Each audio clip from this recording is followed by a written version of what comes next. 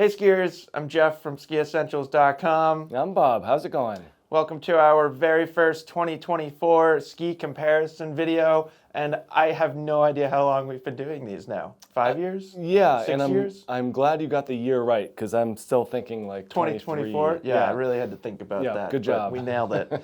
And I've talked about this before, but this is always a really exciting time of year for me personally. We recently kind of wrapped up and launched our 2024 ski test. I hope you're all enjoying that.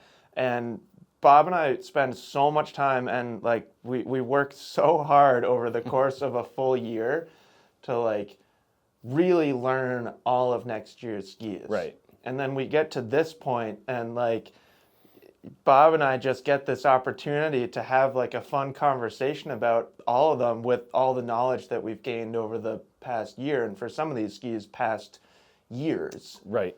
Yeah. So it just marks an exciting time of year and the culmination of a year of research, so to speak. Yeah. And I always enjoy the process of just putting skis into different categories. Totally, putting the wall together. Yeah, putting them all together, putting the wall together, and kind of seeing what we come up with. And, ultimately the idea is to help customers, people buying skis, to get it down to, I think 3 is usually a good number. Narrow this wall down to 3 choices. If we can help get it down to 3, I think that's a win. No, and I think that's pretty doable. Yeah. I think when you start to kind of chop up this wall, it's pretty easy to kind of segment it into groups of 3 or 4. Yep.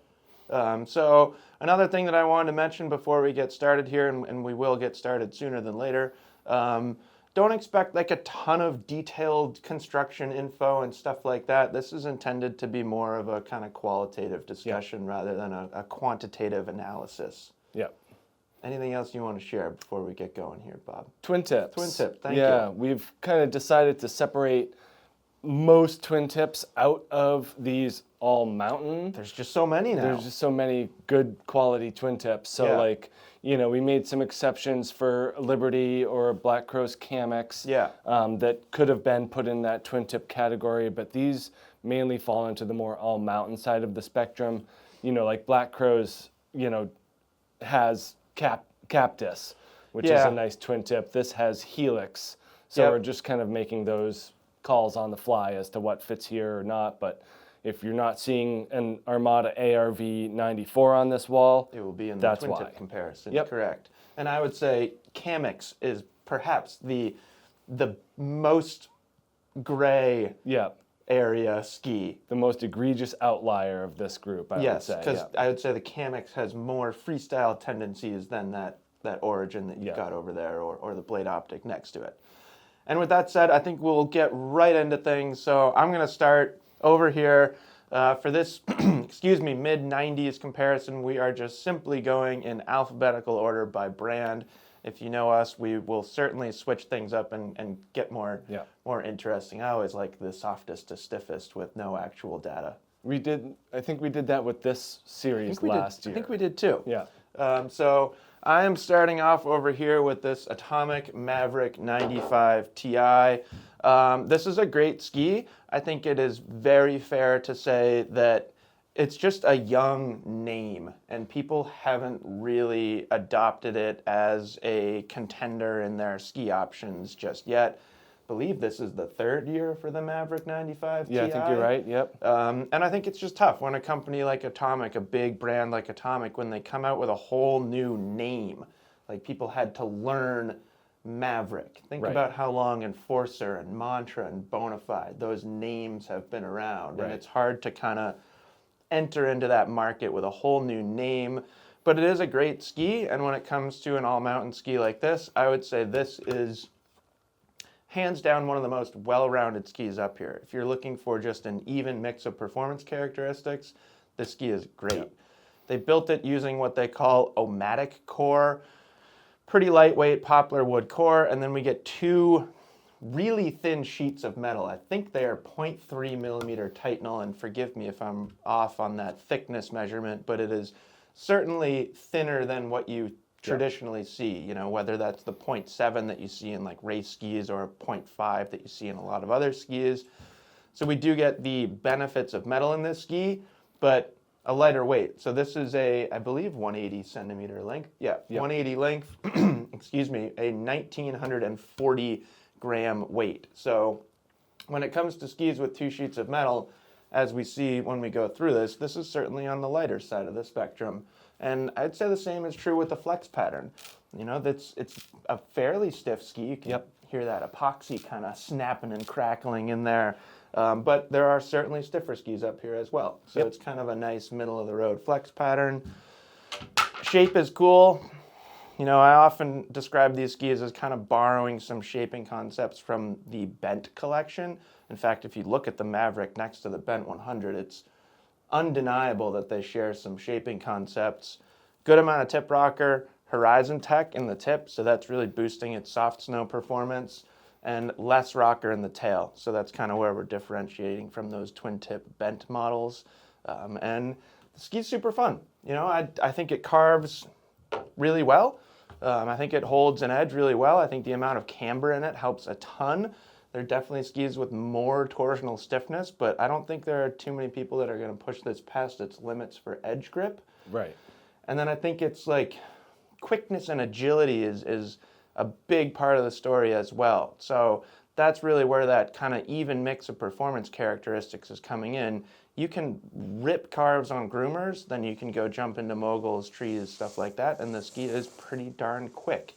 It is not the easiest thing to ski. Yeah. There is some stiffness here, and that kind of lack of tail rocker, or not complete lack of tail rocker, but a flatter tail, the ski is going to give you some feedback. You know, I would say compared to something like a Ripstick 96, this is a little bit easier to ski, but there's no metal in that ski, so kind of makes sense. Right. But yeah, it's kind of a bummer because you don't see a ton of them, and I do think Atomic made a great ski with this Maverick 95 Ti. I think probably the reason why you don't see a ton of them is it's one of those things where, like, what superlative does it have? Probably none. And I think a lot of people get hung up on those superlatives. I would say it's one of the more engaging skis on the wall in terms of like it giving you back what you're putting in. There's 100%. A lot of that going on here. Yep. Nice new graphic for this year, you know. Yeah, like makes it pop a little more. Yeah, definitely helps with that. And then, you know, you were talking about the agility, and I kind of have keyed into this more lately, is just the variation between the thickness of core profiles and materials. So, you know, following kind of the sidewall aspect where it goes to cap, you're getting that more agile nature, that ease of transition, both tip and tail in this ski. So they just play with that thick and thin, and that really helps give this ski its own character of being, you know, really quick and responsive, and then super solid underfoot with that thicker profile. Yeah. No, it's cool. Not a homogeneous ski. Nope. It does kind of feel different in different sections of the ski, which like is even just further enhanced with that Horizon Tech. Right. It just adds in even more kind of looseness to the extremities of the ski. Totally. Yeah, and then simple build here, but boy, this is a fun ski. Yeah, here's our all-mountain twin tip of the category, I guess. This Black Crow's Camox returns unchanged. We get a graphic update for this year, and just like you said, a simple construction. We have poplar and fiberglass, and that's about it. But again, this is a little bit more highlighty. You can see with this full sidewall underfoot, and then we're tapering to half cap, like pretty abruptly. You know, when we looked at that Atomic, and there's some other skis here that have a more gradual, more gentle transition from sidewall to cap. This one is kind of the outlier of that, where this full yellow sidewall here is going to give you amazing grip underfoot with that vertical leverage. And then as you get into the tips and tails, it's definitely more of that cap style construction, even though you do get a little glimpse of that sidewall throughout. So really, really fun, lots of energy. You can really load this thing up. Certainly has that freestyle capability like we were talking about, but there's a limit though, like I'll let you finish and then I can kind of talk about that, but I don't, like, you're limited to mount point, I think. Yeah, and it's like, it's got some stiffness to it, you know, there's not a whole lot that's keeping this away from feeling like it has, you know, metal in it or carbon. Like, it's pretty impressive what they're able to generate with just this. 1929, 1930 grams in the 180 here with a 20-meter radius. And I kind of like that slightly longer cut to this ski.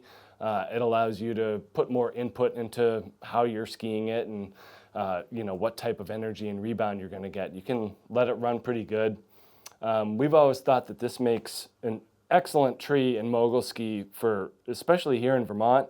When you get into deeper snows, it's going to get a little bit lost. Atris at that point. Just right. Go buy an Atris. Then you're going to move to the Atris. Yeah. When you kind of look and see at the amount of positive camber underfoot here, that's what's kind of keeping it out of that smeary twin tip category.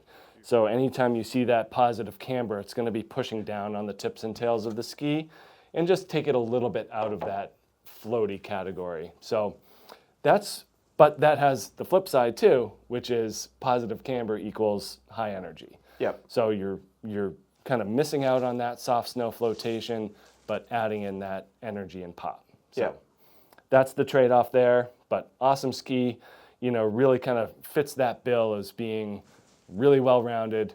You got your park stuff. Yep. You got your trees, you got your bumps, you got your groomers, wider ski, you're going to get that Atris and you're going to go in the fresh snow. But I've always thought, I've always used the adjective supple to describe the Camox, and I'm glad you kind of mentioned metal. Like, it kind of could feel like it has metal, and it does have some kind of damp properties to it, which is really interesting. Probably some of that's just like the kind of more supple, softer flex pattern in the extremities. It kind of feels like it's absorbing things really well. But yeah, super fun ski. I always have a lot of fun every time I ski this thing.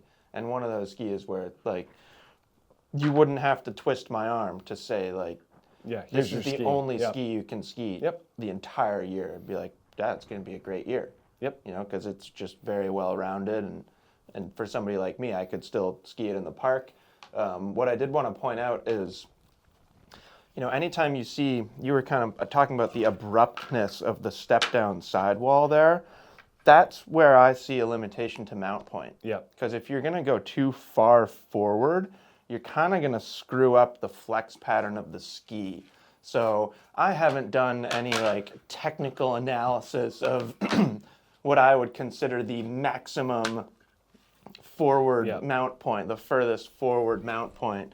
But I don't think it would be true center. And if anybody is curious, wants me to go through that exercise, that's another again, probably wouldn't have to twist my arm.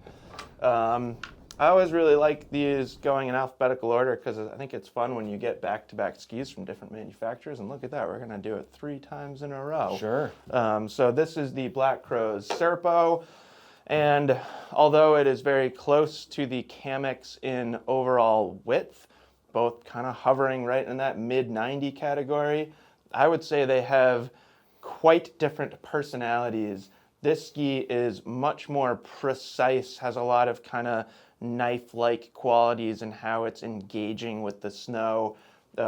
Pretty similar wood core in this ski, but in here we get that H-shaped Titanal laminate, which is really, really cool. I think we saw it first on the Orb.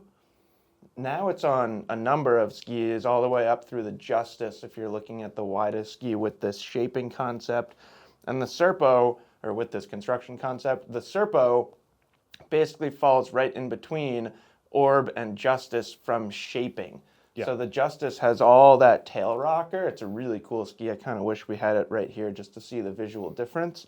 Serpo has a much flatter tail, which definitely comes through in its performance, but may not be able to see it super accurately on camera, but the metal ends about there in the tip. And again, it's kind of extending into this H shape, full width underfoot, and then goes about until right there in the tail. And that's essentially where the rocker profile starts. Interestingly, we're quite a bit lighter than the Camox, so still a 180 length, and we are under 1,800 grams at 1,780. I think it's just a thinner core profile. I'd say less fiberglass too. Yeah, so probably they're just using less epoxy. Less materials in there. But yeah, I wanted to look at that shape. So again, metal ends about right there, and that's pretty much exactly where the tip rocker starts. And then essentially the same is true in the tail. That's where the metal ends, that's where the tail rocker starts. Serpo is so much fun to ski. Yeah. It makes like some of the roundest, cleanest turns. It is a 20-meter turn radius, but boy, I certainly, if you blindfolded me and told me to guess the turn radius of a Serpo, I might have said 17 and a half. Justice does that too. It comes across the fall line super easily, yeah. And I don't really know what that is. You know, it's not the softest ski in the world, although it's softer than some of the kind of metal-clad skis up here. So easier to kind of bend this shovel and have that take you into a really clean turn. But yeah, for me, its highlight is how well it carves. It's super fun. And like, it's one of those skis that doesn't matter where you live, east to west, Europe, South America, whatever.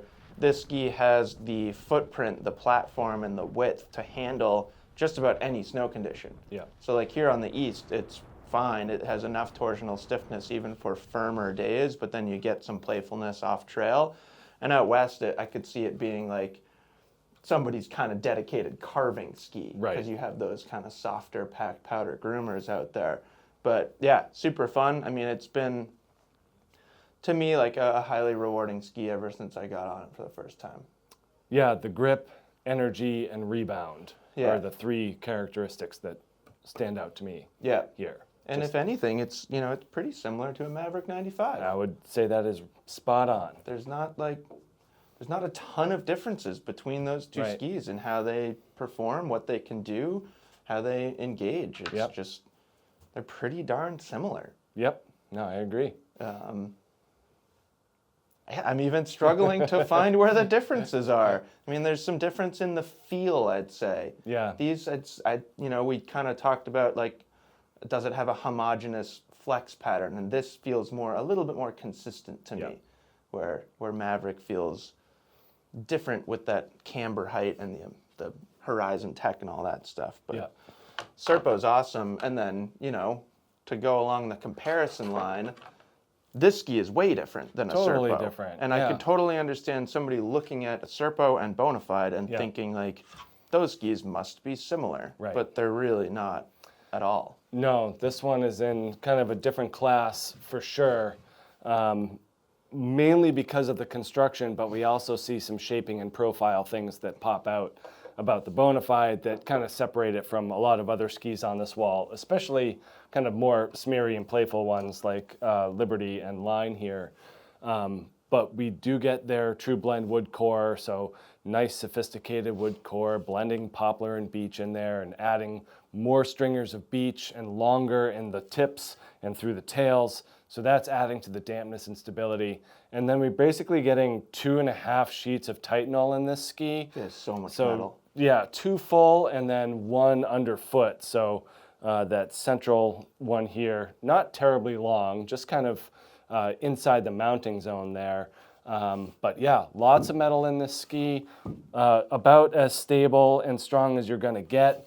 We're putting it right up against Mantra M6 and Enforcer 94 pretty much any day of the week. Those are the three that if you're keying in on, I want solid, damp, stable, and I'm an aggressive skier.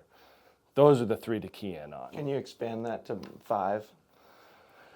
I could. I think I'm with you. I think there's a difference between those 3 that you just identified and these 2. I was kind of, before you even got to that, I was thinking ahead to these 2 skis, thinking these can almost match that power and precision. Yeah. They just do it a little differently. Yeah, and the big difference here is right on the scale in terms of weight. Yeah. So 2,120 grams in this one, 183, I believe. Yep. But yeah, very, very interesting ski, super strong. And this is where we see a very directional shape start to come through. There is camber underfoot, but when we look at that tail, that is, minimal to zero splay, just a little bit of roundness for the taper at the back end. It's not squared off, so it's not gonna bite super hard, but still, the effective edge ends very close to the tail. And that just gives this thing a very direct and fall line mentality. So it's gonna cut through anything. and really just kind of stay true to your turn. And then we see like this kind of abrupt splay in the shovel. So the rocker really only starts about here. It's not like a fully bowed out ski or anything like that. And then just this abrupt bend at the end. So that's giving that a long effective edge. And anytime that your ski is longer, like more material on the snow, it's going to give a smoother feel. But pretty solid, stable, stiff ski. You do have to commit. You know, 100%. Like there is a lot of commitment going on in this Bonafide. And, you know, at 97, it's on, is it the widest? It's right, I think it's the widest. It's not standalone widest, it's tied. It's right there. Because Camox is 97. Yeah, so, you know, wide directional, you know, all mountain ski, really accomplished on groomers and in a carved turn. You're losing playfulness. Yeah. You know, that's the trade-off with Bonafide. Yeah. You got to work a lot harder to make this thing kind of stand up and dance. And I always like when we get feedback and comments from people that are like, I've skied a Bonafide for 8 years and I think it's perfectly playful. Yep. It's like, yeah, you're probably really, really Right. good at skiing. Like that's fine. And like that's kind of the purpose of this ski is like it is for like true like expert, like I don't elite, like a true athlete, really. Like you need to be a strong, capable person, not just skier. Like you need to have some athleticism in you to benefit from that thing. And I feel like for a long time, we would have discussions about like how many Bonafides you saw on the mountain.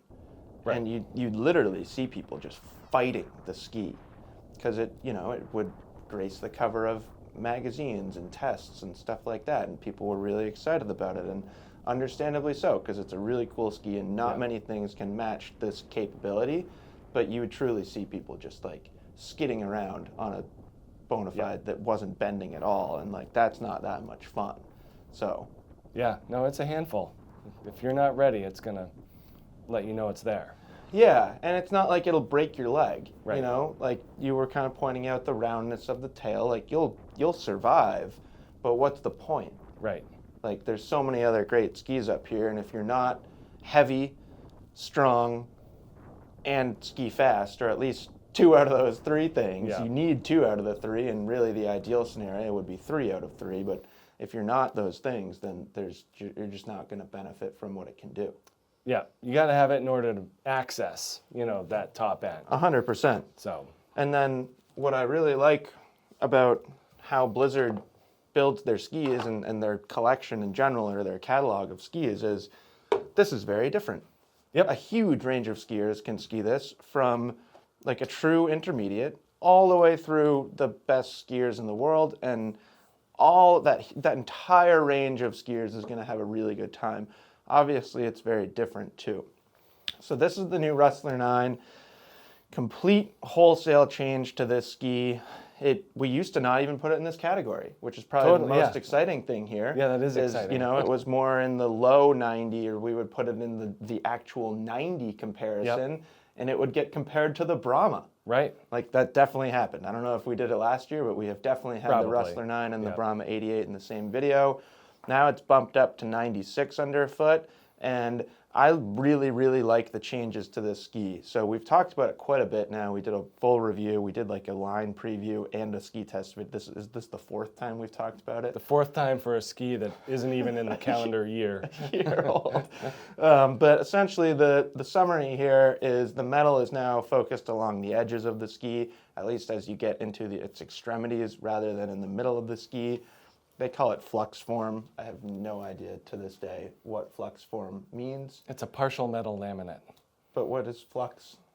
Is that an actual thing? I don't know. I don't want to talk about it. I know you don't. That's why I brought it up. So anyways, the metal is along the edges rather than through the center of the ski.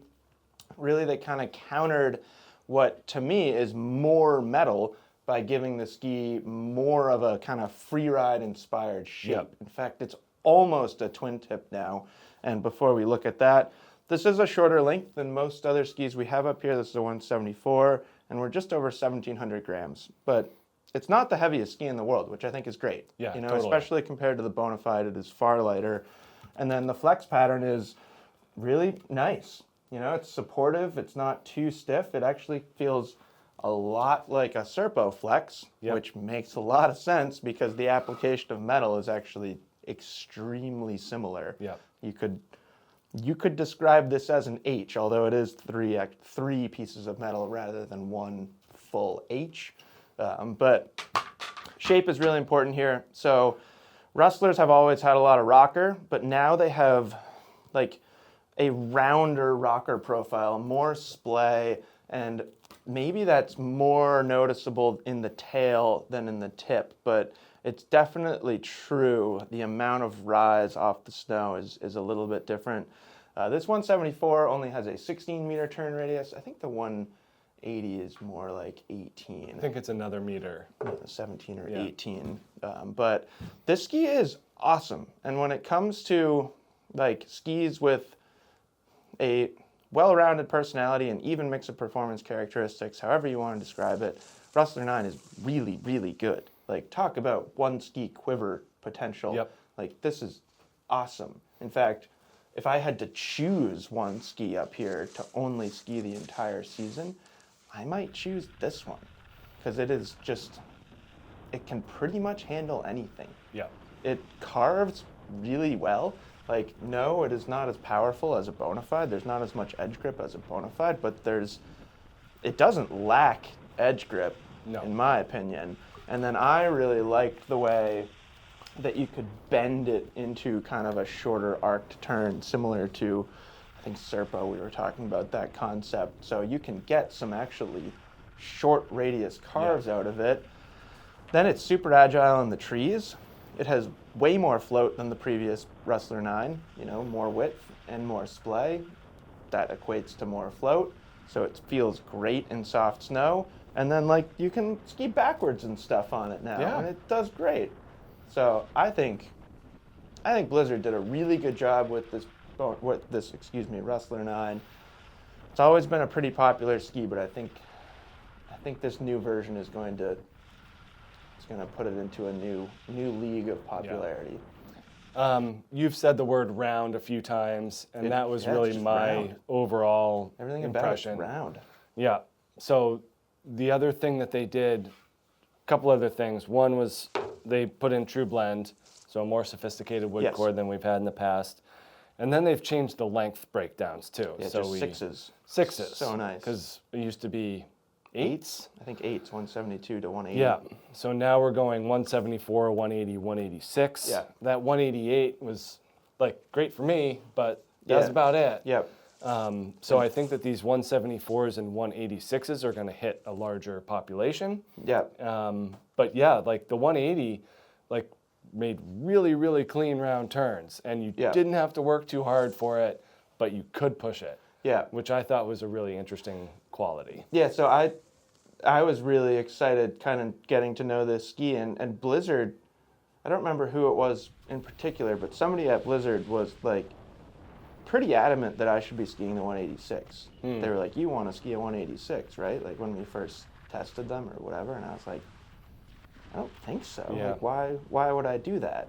So I know there are people out there around my size that will go with the 186, but the 180 for me was perfect. Yeah, a lot of people, like, you know, between the stuff that we've put out, have asked about if it skis shorter or longer. And I don't think either. I don't think either. I think it's pretty true to size. If you're a 180 skier, that's where it should be. Yeah. Yes, there is more rocker than there used to be, but they counter it with the metal. yeah, I don't think it affects it as much. I don't think so either. I think that it's almost like the performance is different, so this is not going to be 100% correct, but it's almost like the recipe or how they're getting there is different, but the end result is kind of the same, but it's not because the ski is different. But like when you're talking about just generalities of stability and skiing true to size and stuff like that, it's pretty consistent with Rustlers. Totally. This one's been around for a few years now, right? Third season for this generation of Ripstick 96, I think. Still awesome. You know, It's great. They've found that formula with these carbon-powered skis, and they're running with it. And I am in full support of carbon tubes. Yeah, no, they're great. I think, like, if people didn't know that we think Ripsticks are good, then they don't watch our videos. Right. Because they've done a good job. Yeah, they've done a great job, and they are able to take these lighter weight skis and incorporate these materials in order to make them perform like something that is a lot more sturdy and stable. Yep. 1,710 grams here with this super 180. light. So very nice and light. We do get that wood core, and then those carbon tubes that run along the sidewall. Couple interesting things when they mill out the divot. Sure. The strip to put in that carbon tube. That tube is put in under pressure, so with already energy built in, and then when you load it up, you're just adding to that. So by putting the ski on an edge, it starts to activate that carbon rod, and when it's activated and it's already in a 360-degree format, that three-dimensional format, it just boosts the performance of the material. So you're getting a ton of energy out of it. This ski, I really think, performs extremely well at higher edge angles. Yeah, loves it. Yeah, you know, from the 88 through even the 116. Yep. Like when you get those skis up on edge, they really start to come alive. At the same time, if you're using them at shallower edge angles, they're just super easy and maneuverable. Yeah, which opens up just a huge audience. Yeah, and that's what's really beneficial about these skis as a whole, is that there's a lot of skiers that can find a lot to like about them. Yeah, like when we were talking about Bonafides and like intermediates kind of skidding around on a stiff Bonafide. Yeah. An intermediate on this, like all of a sudden you're going to find that the ski is actually like promoting better technique, which is really cool. Yeah, and if you're that skier and you're looking to get into something in that wider bodied format, you know, like for an intermediate, this is a relatively wide ski. Yes. You know, you're looking to get into more soft snow, adventurous exploration type skiing. Yep. This is a fantastic option. Yep, and really like aligns nicely with this, which is a new option from K2 and kind of provides a similar thing. And it's cool to see an option for those skiers rather than like, for a long time, you know, for when we talked about this too, for a long time it felt like you made a jump from like a twin tip park ski to a Bonafide. Right. And there wasn't really anything else in between. And it kind of left this like chasm in the industry. Yeah. And that's since been filled by skis like Ripstick 96. And then to add to that, they're right-left specific, so they can play around with the different construction on the inside and outside edges, as well as the rocker. So by having a longer rocker on the outside edge and a longer camber on the inside edge, you're able to kind of go between a sharp and crisp downhill ski and a nice and floaty uphill ski, making this thing seem like a really cohesive unit. Yeah. So that's right, this is left. So they just feel like they go together. They work together, they don't fight against each other. Not that like these other skis do, but you notice that these work more in unison together. And it adds just like an insane amount of intuitiveness. Yeah. Because the ski is like already like shaped in a way that's kind of like doing it for you. Right. Like the way that it transitions through turns, it's like, oh, the ski is already bent in like the way that I would be bending it to make this turn. Yeah. It's really cool. Yeah, no, absolutely. And you will see a lot of these same principles follow through with this next one, especially from like shape and profile being the same. Yeah, so moving on here to Ripstick 96 Black Edition. So like Bob was just saying, everything that Bob said about shape, every single thing carries through to this ski. So this is like, when it comes to comparisons, this is probably the closest and easiest comparison to make is Ripstick 96 to Ripstick 96 Black Edition. Basically, all you need to understand here is there is more carbon in two different applications. So there's more kind of traditional horizontal flat laminate carbon, and we also get one of my favorite terms, quad rod technology. Yeah, I'll get on board with that one. Quad rod? Yeah, you like quad rod, not flux form? Okay. So what they did is they added 2 more of those carbon rods, basically like right in the middle of the ski in the fore and aft sections. So now there's kind of 2 along the edges through the mid section of the ski, and then 2 more. So you get 4 total rods. And it doesn't add much weight, like 1,740 grams. Yeah. So it really doesn't add much weight at all. So you still get the lightweight maneuverability, but it does add stiffness. So Black Edition really starts to enter into a different realm of skis, in my opinion. Like if you ski Ripstick 96 and then Ripstick 96 Black Edition back to back, there is a very noticeable difference between them. And basically, all you need to know is if you ski faster and more aggressively, you should choose this one. Yeah. Basically, everything else remains the same. It loves being at a high edge angle, especially for somebody with really good technique, but the shape is still the same. So you can still ski a flatter base and kind of get that wiggly, maneuverable performance. It isn't as easy just because of that extra stiffness. Yeah. So I think like ability level dependent, if you take this into moguls or trees or any kind of technical terrain, this is requiring better technique, more like kind of active unweighting of the tail, stuff like that to get it to swing around, rather than Ripstick 96 normal, green edition, that basically will do anything at any speed, at any edge angle, and will just be like, oh sure, yeah, you can do that. So this will fight you a tiny bit, but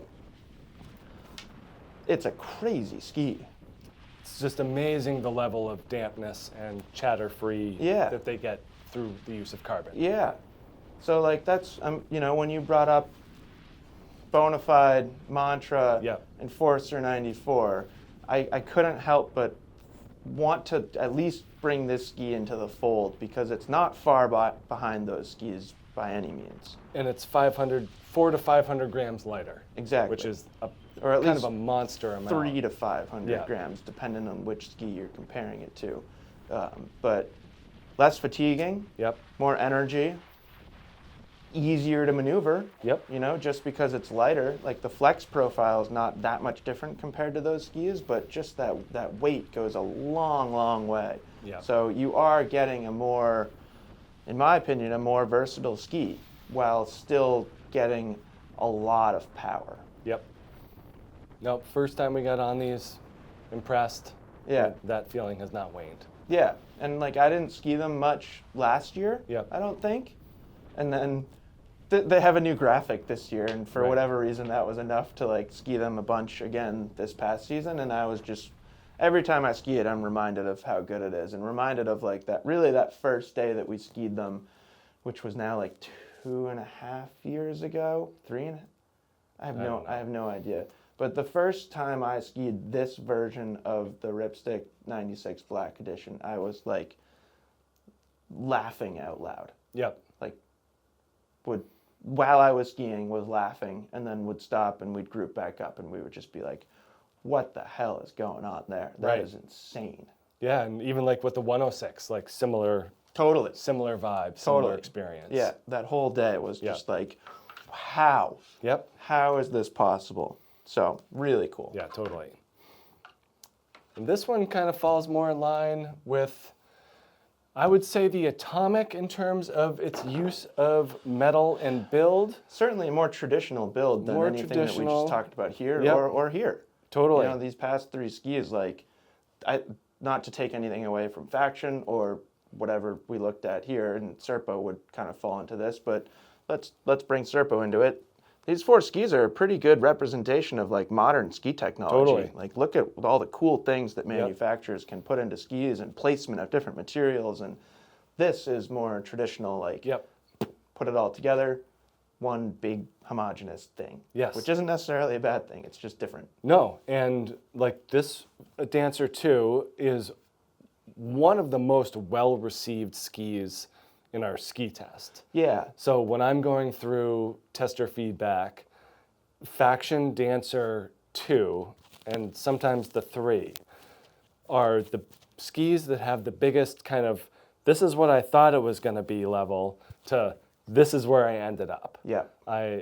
Testers are extremely overwhelmed and impressed with these Dancer 2s. I think people have like this preconceived notion of what Faction is as a brand. Yeah. And this does not align with what most people think of when they think of Faction. We get it with Liberty too, that people kind of see Liberty as the brand of origin, and then a skier gets on an Evolve 90 or an Evolve 100 and they say, whoa, what is this freeride company doing coming out with this amazing on-trail all-mountain ski? Right.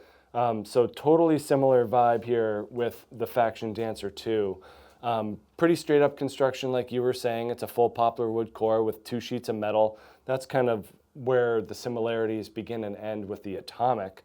What we're getting is, like you said, that much more traditional shape with, you know, a pretty good amount of positive camber underfoot. And that's where we're getting the energy. When skiers get on this thing and, you know, start to initiate the turn, that camber really helps pull you in and grip and then give you energy on the back end.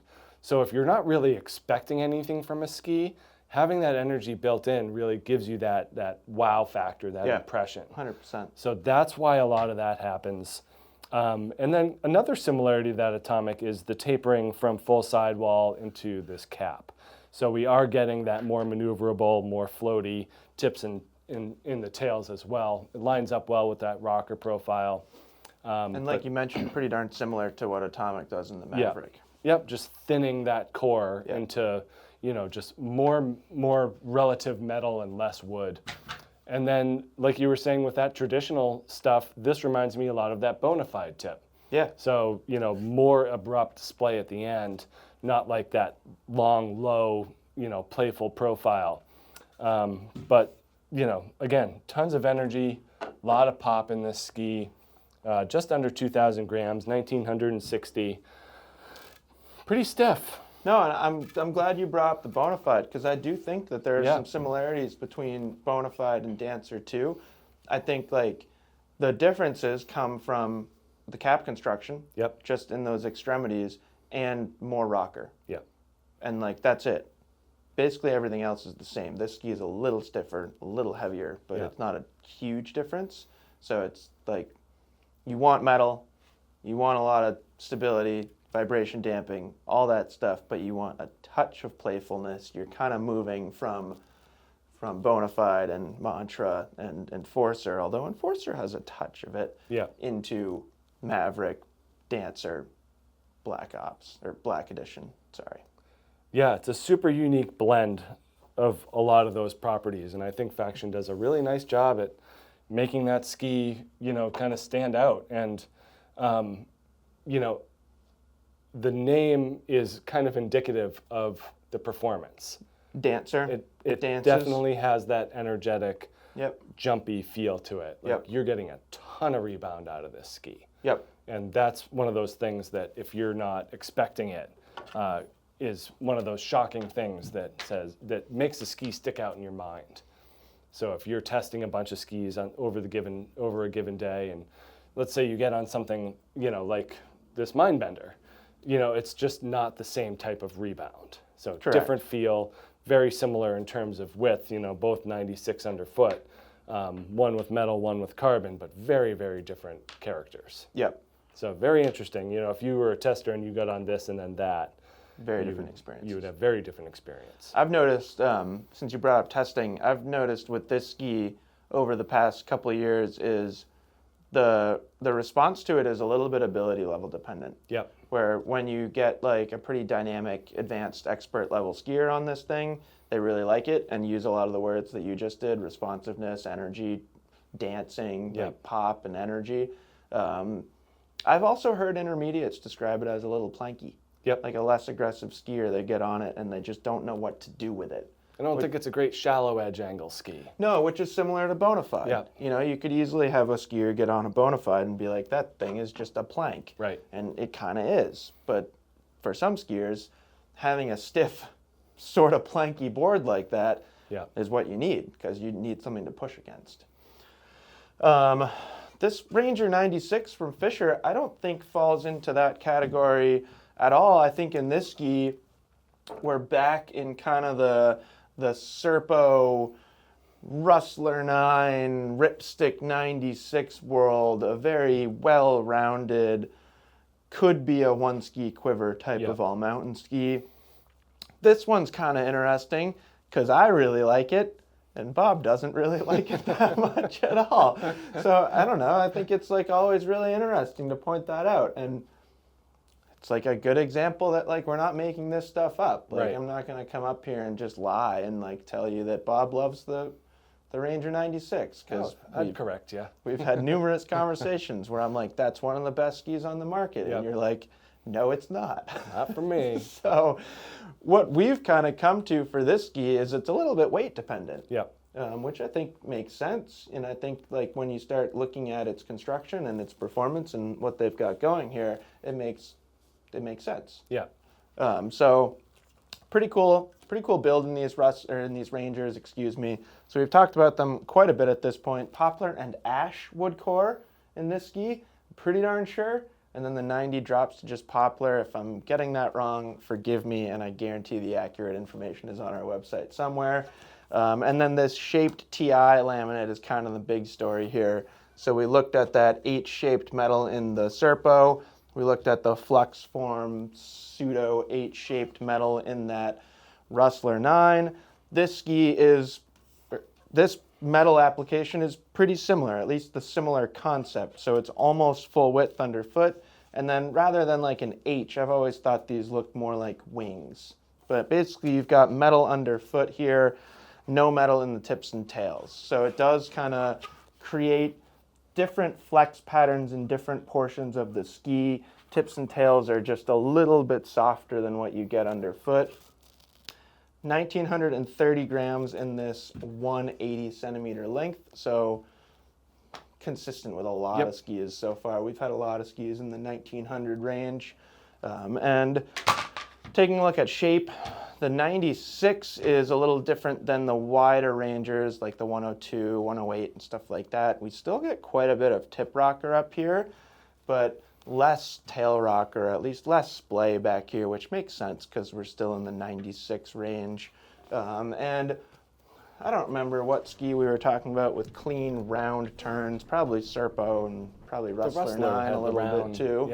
But that's how I feel when I ski this, particularly when I'm carving turns on a groomer on it, is the way that it makes just super, super round turns for me is really rewarding. The first time I skied it, I really appreciated what it could do, and I still appreciate what it can do from a carving perspective. Like, this is plenty for me.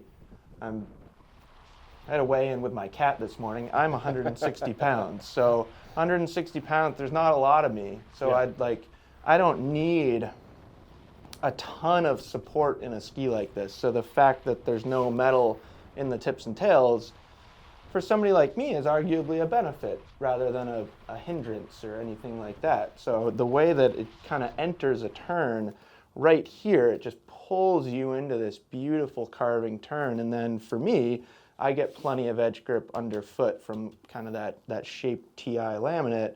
And what we found with Bob is it's just not quite enough. Yeah, and it's funny because the next ski we're going to talk about is the opposite. The opposite. Just totally flipping everything that you just said. You know, play that whole thing in reverse, and that's what we'll get with the Headcore 93. But the other thing that's cool about this ski is, like, I love its carving performance. I appreciate its off-piste capabilities as well. And we had Emily ski it a bunch this past year, and she was like really getting it to. She fit great on this ski. Right. Yeah, and she loved it too. Which Emily's like, what, 110 pounds? I weigh twice as much as her. You're literally two Emily's. Emily's. Yeah. So it kind of like, it just like added more to that like concept of a lighter weight skier is probably going to do better on here than somebody Bob's size. Yeah. And I don't struggle with the whole thing. I really just struggle here. Right. But that's that's what it is. Yeah. And it's, you know, it has that taper, you know, so that you don't even really I don't really hook into the metal, you know, the kind of the side cut of the ski, excuse me, until further down. So for me, like, I don't even feel this. And then I start here, and by that time, it's too late. You're too late. And I remember, like, when we were out skiing them, I don't know when it was, but I remember you saying something like, that ski just doesn't turn. Yeah. And I was like, what are you talking about? Like, that doesn't make any sense, because for me, it's so turny. Yeah. So and I get it. Like, I appreciate the versatility. And again, like, I don't think it's bad. It doesn't align with me as well as most other skis on this wall. Well, you're almost 1.5 Jeffs. Right. So, like, that's a big difference. Yeah. If I had an extra, 65 pounds is probably what you have on me, I would, I can't even imagine what a ski would feel like. Yeah. And I feel that way about, and I'm happy to point that out whenever I feel that way about a ski, like when we get to this K2, it's a fairly similar thing. Yeah. And it doesn't mean that I didn't have a good time on it, but it definitely alters the way that it skis. And then this is the total opposite, this Core 93. I've been a big fan of the Core line of skis since their inception, and with each and every kind of different improvement that they've made, I've liked them even more and more. Yeah. So just a top sheet change for 2024. I own a 23 and love it. Kind of fit right into what I was looking for, with a mid-90s ski that had a lightweight for skiing, kicking around in the woods with my kids, and then also skiing by myself or popping out onto the trails. Like, my kids are getting better. Right. So they're skiing faster, and I'm able to be more aggressive. Right. And so I wanted something that could hold up to all of those things, and kind of settled on this Core 93, 1,630 grams here in the 177. I have the 184, which works great, but also, like, you can ski these shorter, like, because they're so stiff.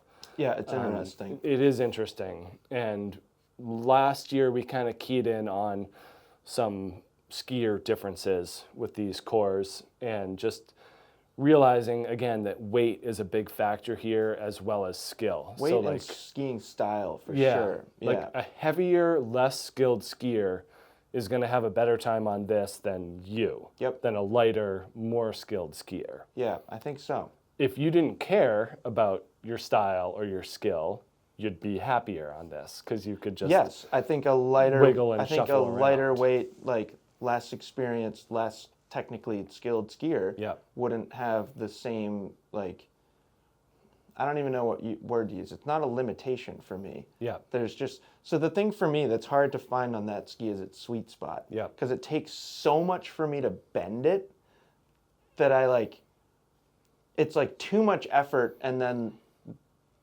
when I do bend it, it's too much energy. Yeah. And I'm just like, for me, it's like this constant dance of, like, trying to bend it and then being ready for it snapping me back into the next turn. And for me, it's 100% sweet spot. Right, like the whole thing is sweet spot. Yeah, 100%. Which is fascinating. Yeah, but super stiff. 2 full layers of carbon. The upper layer is curved. Chamfered? Is this to match the chamfered edge. Yep, so that's a nice word.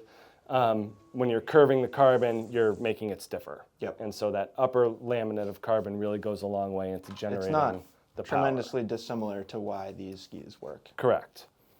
Carbon in a 3-dimensional application. Yep, and normally when you're getting just kind of like a carbon stringer, whether it's vertical or hatched, like in this next K2, that's going to alter the performance a little bit.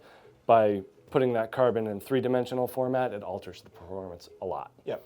Another thing to point out about these cores is that they are width dependent on length, kind of more so than a lot of other skis on this wall. Yeah. So this one's only 93 in this length. My 184 is a 95. Yeah. So, and then they go up and down accordingly. So if you're kind of in the middle of cores, but you're in a longer length, like, you can be in the narrower. You brought up the other day that we have the men's and the women's cores in our warehouse, like, mixed together. Right. And, like, when you add in the women's skis, you can buy a core in basically any width. Yeah.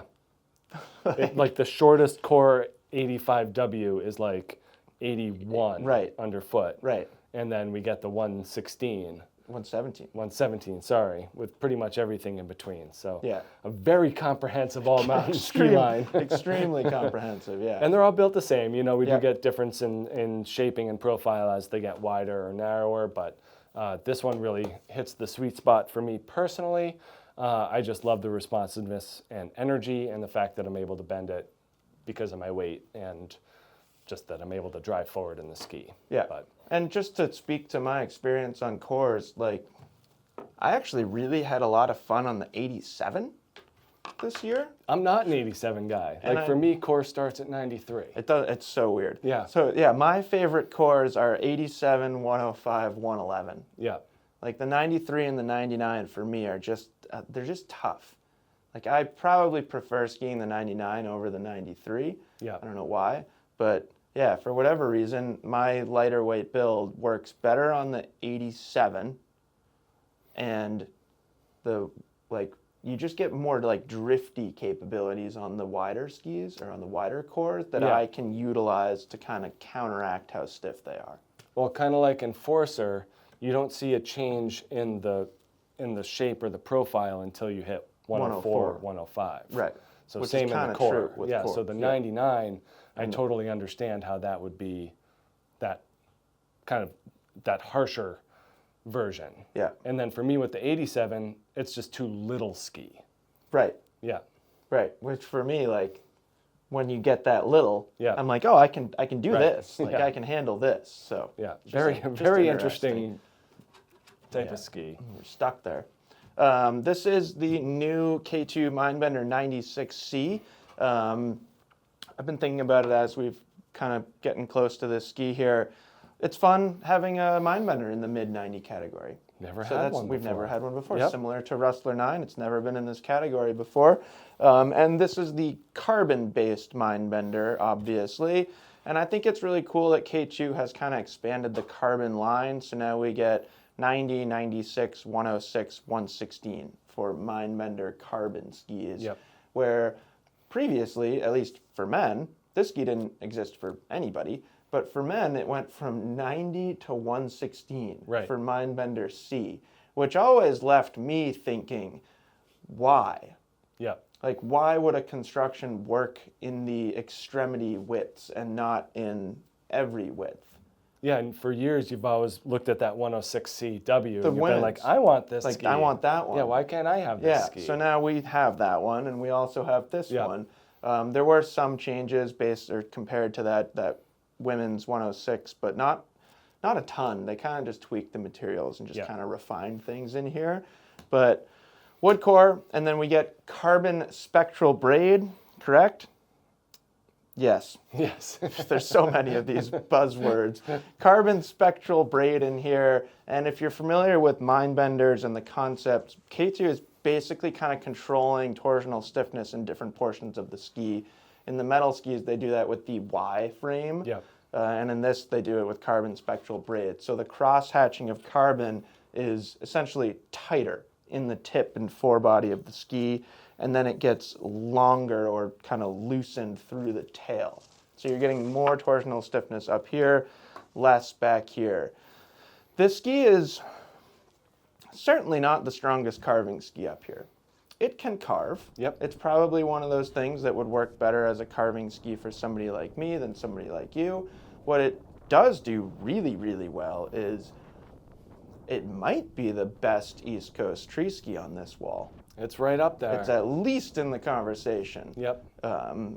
You know, I could see somebody like really preferring the Rustler 9 and wanting more tail rocker, which is like just a skiing style thing. But this ski worked so well here in Stowe, in moguls, trees, any kind of soft snow. It's flickable, it's slashy, it's super fun to ski, but it does it with a directional mindset. Yeah. So it's not a twin tip. It's not designed to go backwards or anything like that. It's really good for like technical directional skiers who like to ski off-piste terrain. Like Chris, who works for us, who's a tremendous tree skier. Great ski for him. John Whitcomb, our K2 rep, just an incredible skier. He's got beautiful skiing technique, but he's probably not going to like launch himself off a cliff or anything like that anytime soon because, you know, that's how it goes. Yeah, like, don't do that as you age. But he skis this thing beautifully. Yeah. You looked great on it this past season. Matt Stromecki, who's been in more and more of our videos, he skied this thing great. And like, if you have that kind of maneuverable off-piste mentality, this is a fantastic ski. Yep. Like, pretty darn similar to Ripstick 96 and its off-piste performance, and I would say maybe even a little bit better. Yeah, I mean, I would say I spent maybe close to 7 days on this thing. Yeah, you skied it a lot. I skied it a lot, kind of, it ended up just in my truck, so I was, ski it during the morning sometimes. 1,850 grams, I don't know if I forgot to say that. So not the lightest ski in the world, but no, it's fine. Lighter than anything up here with metal. Yeah, and more maneuverable than that weight may indicate. Yeah, feels lighter, skis lighter. This is where I found my biggest issue was in softer snow, driving it hard. Yeah, which is probably similar to this. Similar to the Fischer. Yeah. But that said, that was about it. That's the only time where I was like, whoops, I gotta remember where I'm at here. Back off a little bit. Yeah. And I really only had that experience on like a super wind-blown day. Yeah. There's not many skis. Cruddy, packed, dense snow. Like wind packed. Yeah. Like you couldn't, and it was cold, so it wasn't moving. So the conditions kind of, skewed my attitude towards the ski a little bit. But pretty much every other time I was on it, there's a lot to like here. Yeah. And it's really cool how it offers that balance between the TI versions. So like, right. Someone who's been interested in these K2 Mindbenders has always been like, well, that 99 Ti is kind of... It's a lot of ski. It's a lot of ski. The 89 might be too narrow. Right. This thing like just splits the difference perfectly, both in build and application. I feel like no one bought the 90C because it just felt like it was it just felt like with nothing even close to it in width. Yeah. It was just kind of like this standalone ski that like, what is that for? Right. And now it's so much easier to just shop the Mindbender line in general now, which is awesome. Well, that 90C, that thing topped out at 177. So for someone like me, like where it sat in the catalog and the available lengths, it was really easy to look at that ski and you wouldn't be wrong to do this and say like, well, that's just like a kind of low level intermediate ski. Right. And like that, there's some truth to that. And I think now like they're just giving more credit to the Mindbender carbon skis and what their intention is. Yeah. This one's different. This is very different. This is a Kastle FX 96 Ti.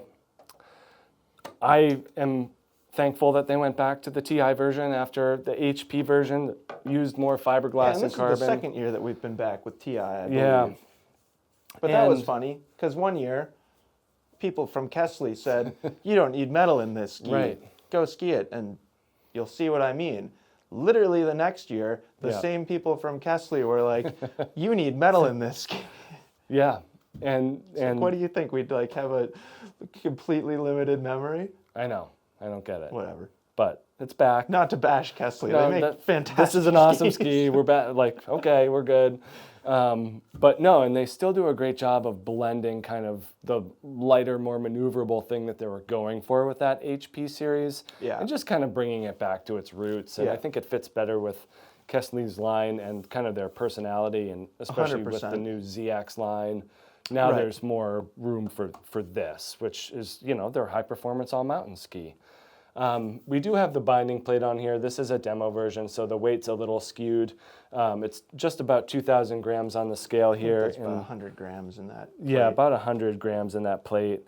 And this is the 172. So as you get in that 180 range, it's going to be a little bit heavier. But Kastle does a great job at blending different woods. So they use a lot of different vertical wood stringers. So denser wood in the central cord. It's also more raised. There's like a third dimension to it in the central spine. And then they use lighter wood on the side. So they're blending these different woods to create that effect of being more maneuverable and drifty on the side, and then solid and stable throughout. And then when you add the metal to it, it just makes this thing just a rock solid performer. Yep, super trustworthy. Yep. And then we get their hollow tech in the front, so that's giving it just a little bit of that flex. You know, you're not really feeling the snow a whole lot here. Really what they're doing is removing mass to absorb vibrations. So it's a vibration dampening technology here. Also just, lightens the load a little bit, makes it more maneuverable. But definitely falls more on that directional side of the spectrum. When we get to the tail, it becomes more apparent, but not a whole lot of rocker up here at all. Nice positive camber underfoot. And then like we see with pretty much all Kastlis, this just flat, more squared off tail. You know, there is a little bit of rocker and a little bit of splay back here, just to give it, notes of friendliness. But overall, anytime you're seeing a more squared off tail, that means more business. So they're kind of taking that Kastli precise tradition and incorporating it into this ski. So pretty cool stuff and super solid. So I really wish I could remember this better, but I think it started as the FX 95 when it was black and blue. Oh yeah. We're going like over 10 years. 10 years back. And when it first came out, I don't know if you remember, it had Chris Davenport's signature on it. Yep. And it was like Chris Davenport's, like that was his ski. That was his pro model ski within Kastli's line. And I've always thought that if you think about how Chris Davenport skis and what he does on skis, that is the best way to think of the FX 96 performance. Yeah. Like he skis crazy lines with like serious risks. Yeah. And you need, in those scenarios, in a really sketchy backcountry situation, you need to be able to trust the ski. So that's why this ski has like a mix of like pretty good soft snow performance, but like some bite too. Yeah. Because you need it. Like there are times when you need to be able to just dig your edges in and trust that you are not going anywhere. So yeah. I've always just thought that for me, that helps me get into the mindset of what this ski is for. Also comical that they keep their tail notch for skins in here. It's like, I don't know who's Chris Davenport like, skinning right, on or him, but like somebody like yeah, that the influence carries forward, totally, into the next decade. Yeah. It's coming with that Kastli price tag, which you know we talk about with this. We'll touch on it with Stockli as well. Yep. But you're getting that quality and that precision, and that's what they're doing with those thinner stringers of wood. Is they're taking the time to be meticulous about their materials and in their placement and in the engineering, and that's what you're paying for. Yep, 100%. So, pretty cool. So next ski up here is the Liberty Origin 96. And now we're kind of moving back into that like pseudo twin tip world. But like we said at the beginning of this video and with the Camox, we think these are more directional twin tips. And I think that's especially true with the Origin. Like you mentioned, Bob, they've got those Helix skis. They've got a Helix 98. Yeah. For 2 millimeter difference. That Helix 98 isn't intended to be the freestyle all-mountain twin tip, where this is more like free-ridey all-mountain twin tip. But I really like these skis. I think they have an awesome mix of performance characteristics. They're pretty darn strong ever since they put the VMT 1.0 construction in this ski. So you've got a single strip of vertical metal running down the center of the ski, which we've always used phrases like counterflexing for that vertical metal, and it just gives you more consistent contact with the snow. I think that's basically like the benefit in layman's terms is like the ski is touching the snow more. It's not bouncing. That in turn gives you more control as a skier and just more of a consistent, reliable feel. But there's still a lot of rocker in this ski too, so you still get a lot of playfulness and fun factor. It's not the lightest thing in the world. 1,960 grams, and this is the 182 centimeter length, but that's been very, very consistent with what we've seen in a lot of skis, so pretty darn well-rounded, and stiffer than you might expect. You know, if you think about taking a sheet of metal. So we've got a strip of metal that's maybe 4 inches wide and 2 feet long and very, very thin, like you'd have in a ski. If you took that metal and laid it horizontally, it would be all floppy. Right. But if you took it and put it vertically and then tried to bend it vertically, like you probably wouldn't be able to. Right. So that's where you're getting kind of the stiffness from just that single little strip of metal. Like from a amount of metal perspective, there's not much in here, but the way that they use it, you get a good result. Yep.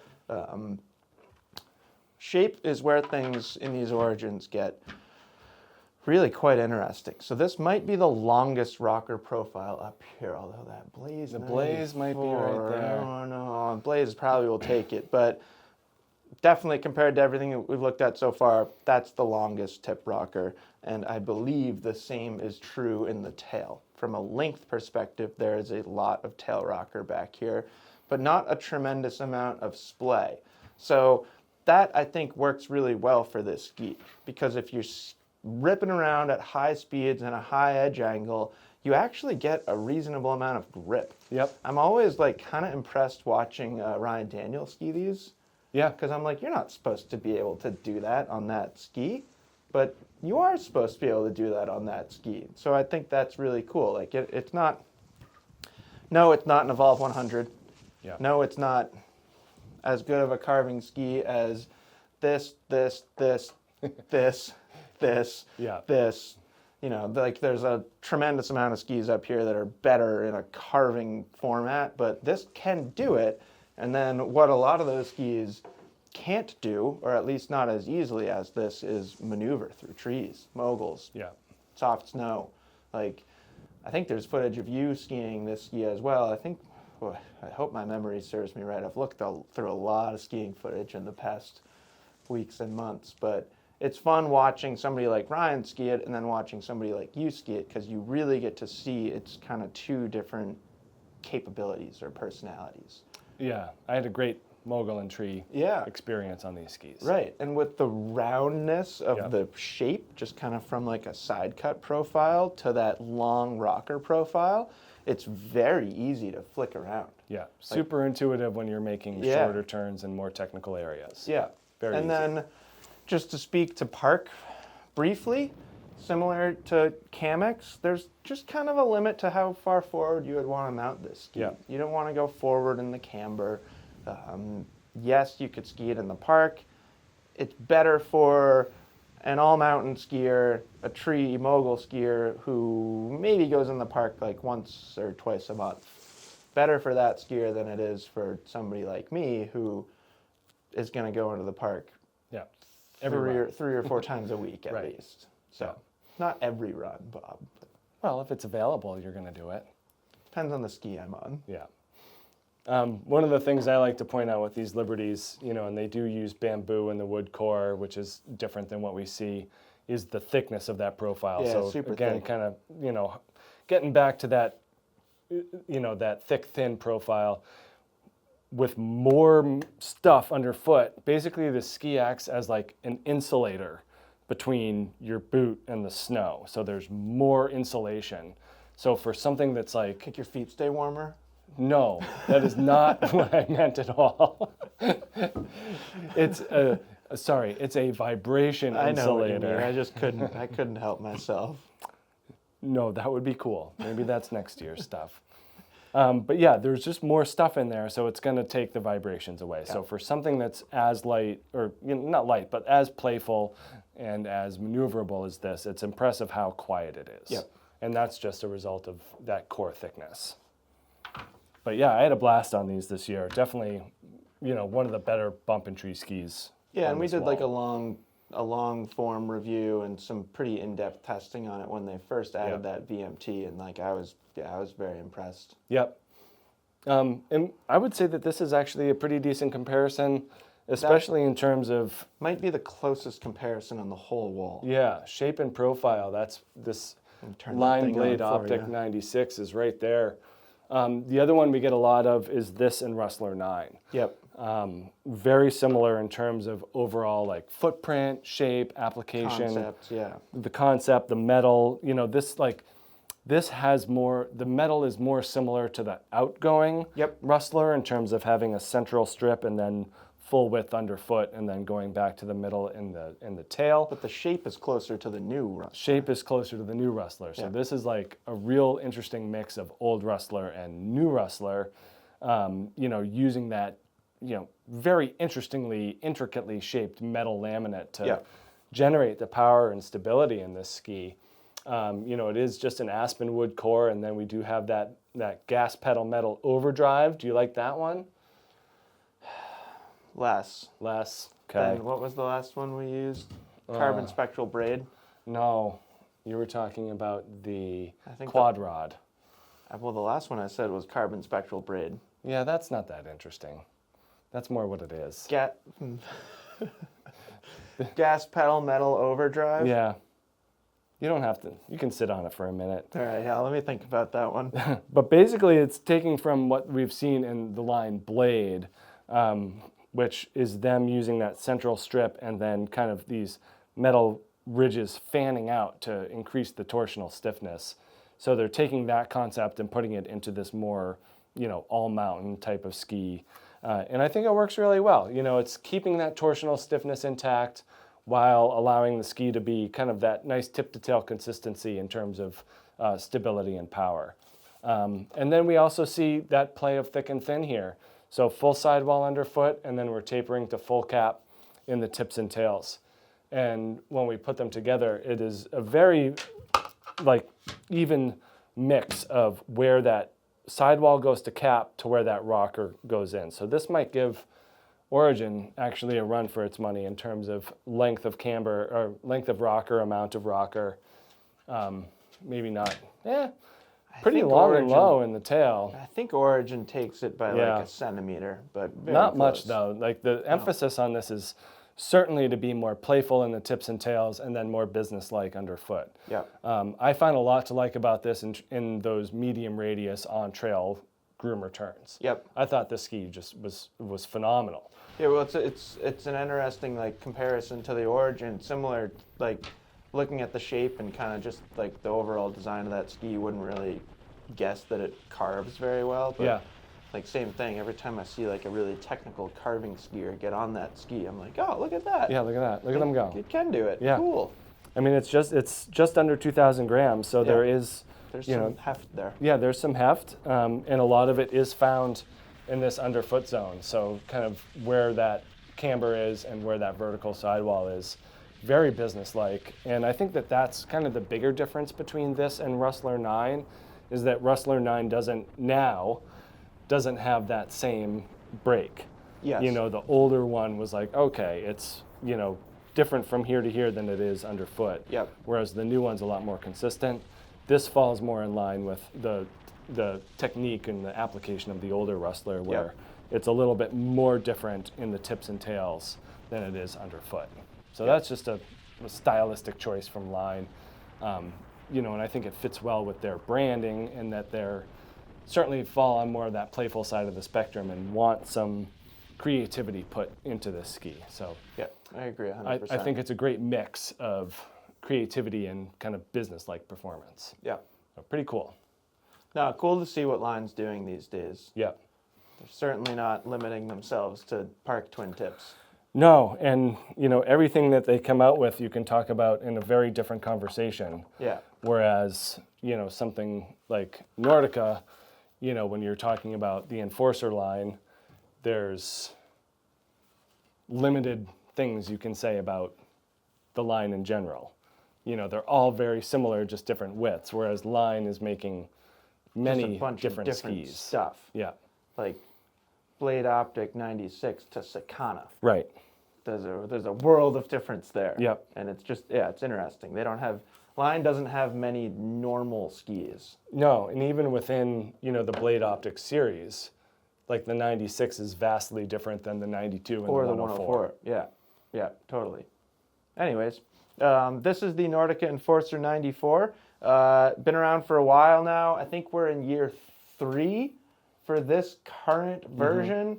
And they've changed a little bit. They've kind of tweaked the materials. They've added some carbon here and there. But the overall recipe is still the same. Yeah. Kind of a denser, performance-oriented wood core. And then this is kind of one of the first times that we started talking about thinner metal, and that's still part of the conversation. I do not believe the metal is as thin as Maverick, but it's thinner than what you get in a traditional race ski, and it's thinner than what you get in Bonafide. Yes. That was kind of an important differentiation between Enforcer and Bonafide when these skis first came out, and remains true today.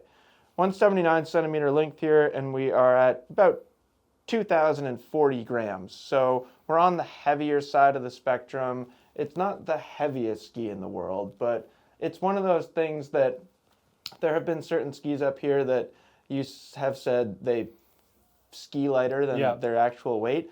This one might ski heavier. I'd say a little bit, but just by a little bit, and I don't mean that in a bad way. It's just this ski is very damp, very strong, and just feels like it stays glued to the snow in a really beneficial way. Flex pattern is pretty darn stiff. We're not Bonafide stiff here, and that's kind of always been the difference between these skis, is a little softer as well as a little bit more rocker. So you're just kind of moving a touch into the versatility, more maneuverability side of the spectrum or conversation. So you should probably all be pretty familiar with Enforcers at this point, but the idea here is really cool. So we get all this tip rocker, but not much taper. So Enforcer concept has always been the higher your edge angle, the more or the longer your effective edge is, which is a great way to design a ski because it basically means the harder you ski it, the stronger the ski is, which just makes a lot of sense. And since this ski came out, I think it's fair to say that you've seen a lot of imitators in the tip shaping concept. So far as that's kind of the standard now. Obviously there are some outliers, like actually the last two skis that we looked at. They do not work exactly that way because there's so much taper there that you're just never engaging that portion of the ski on a firm groomer. But a lot of the skis up here have very similar concepts. So Enforcer is awesome. One of the things that I think is great about this ski is this 179 centimeter length has a 17.1 meter turn radius. So that is shorter than a lot of the skis that we've looked at. When you have a strong ski like this, building a shorter radius into it, I think is really nice because it just makes the ski a little bit easier. Like when I ski it back to back to a Bonafide, I feel like I don't have to give as much input. It's less fatiguing for me to ski this, and it kind of achieves the same thing. And I bet that's different a little bit for you, being heavier than me. But yeah, that's kind of the big difference for me. This ski comes across the fall line a little bit more easily. Still feels, at least for me and my skiing capabilities and at my size, limitless stability. Limitless edge grip. I have never found a point where this ski would want to break free. No, it's a nice mix of that width and torsional stiffness where if you look at the 88 or the 100 on either end, like the 100 might be a little bit wide for what you're talking about. And 100 will wash out. And 88 gets bogged down. Where this is like kind of the Enforcer sweet spot from like an all-mountain carving perspective. I agree, and I even had my own little moment with it this year when I skied it. I skied it in this length, the 179, and normally I'd be 186 in this. I loved this 179, so I feel like I had more experimentation this year with using different lengths of skis, and really found that in something like this, or even the Mantra 102, I had this experience in the 177. Yeah, you skied that in the 177, where those kind of beefier, burlier skis, I'm just finding more capabilities in the shorter length. So anything like this, and I say the opposite for like Elan, like that Ripstick 96 and the 180 is kind of a non-starter for me. But in the 188, it's gold. So there are certain variances with the lengths, but I had a wonderful time both on and off trail in the 179 this year in this ski. So do what you want with that. I think it's okay to size down on these. I do too. And that's like, I know it's been a while since they changed the length breakdown, but I've always thought it's easier to do that now. Yeah. Where like, what's the next down from 179, 172? 2, yeah. Like I can ski that. Right. And it's actually really fun. You know, I still kind of prefer the 179, but yeah, it's easier to size down and I think more rewarding. Yeah. Than on the previous build. And it's just funny how you kind of go through these transitions over time. There was a point in time where I wouldn't be caught dead on below the 191. You were once skiing 191, unfortunately. Yeah. I mean, I still have a 191 100. How often do you ski that thing? Never.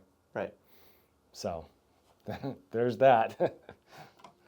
And this one, very similar in terms of footprint. Yeah. This Rossignol, Sender 94 Ti. I mean, when I was talking about like other manufacturers kind of modeling that shape, it was kind of impossible for me not to think about this. No, they definitely did a nice mimic job here.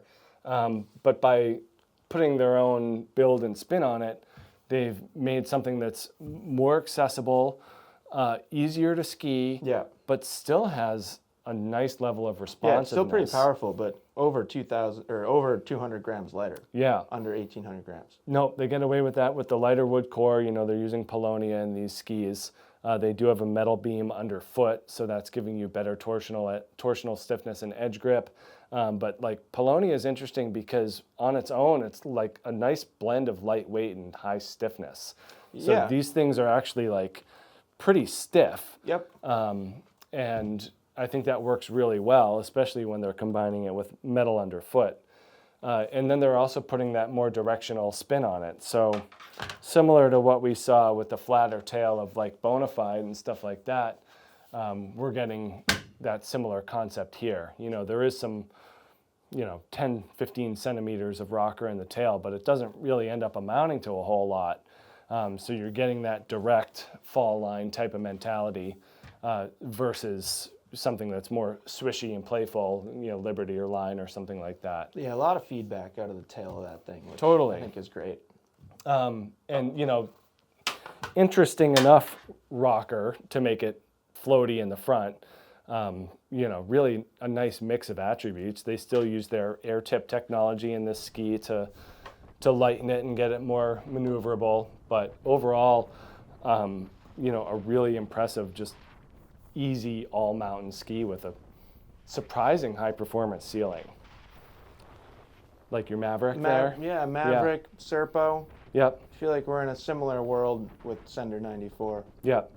And then similar, Headcore 93, footprint, very similar. You're not dealing with huge variances there, but the feel of this ski with that energetic wood core versus the kind of the harshness of the carbon are very different. So this is a quieter version of that Core 93. Yes, certainly. Yeah, but great range. There were a lot of skiers that really enjoyed the Escaper, which was the kind of prelude to this ski. I think they mismarketed that Escaper at 100% touring. They put in like free touring or something. It was really like that. confusing. Yeah. And it was like really a great, well-rounded all-mountain ski, and no one bought it. Yeah. So then they beefed it up a little bit, put some metal in it, and then chunked it in with the rest of the Sender skis, and I think it's going a lot better, but I would still like to see more of these on the hill. Yeah. I just don't think it's particularly eye-catching. It's another one of those things like Maverick. Yeah. And like, again, not to like point fingers or place blame anywhere, but Rossignol's ski collection was really confusing for a while. It was Black Ops Sender and Black Ops Escaper, and then Black Ops is still a thing now, and Sender is its own thing, and I just feel like people weren't sure what anything was. Yeah. And they've definitely gotten to a point where it makes sense now, but I think for a couple of years there, people were confused. Yeah, but overall, really nice ski, totally underutilized, like your Maverick over there. Yeah. Skiers are missing out. Totally, and for the amount of Enforcer 94s that you see on the mountain, Yeah. You should see a lot of Sender 94s too. Totally. But you don't. And so I think that's a similar conversation with this new Stance 96. Yeah. That we're moving in the right direction here. Yeah, so Stance 96 is back for another season. The shape hasn't changed, but the construction changed in a couple different ways. So to start, they added some Karuba into the wood core, so it's now, I think, poplar and Karuba. Yep. And then they changed what was the kind of CFX window here. Instead of carbon and flax, is now carbon and basalt.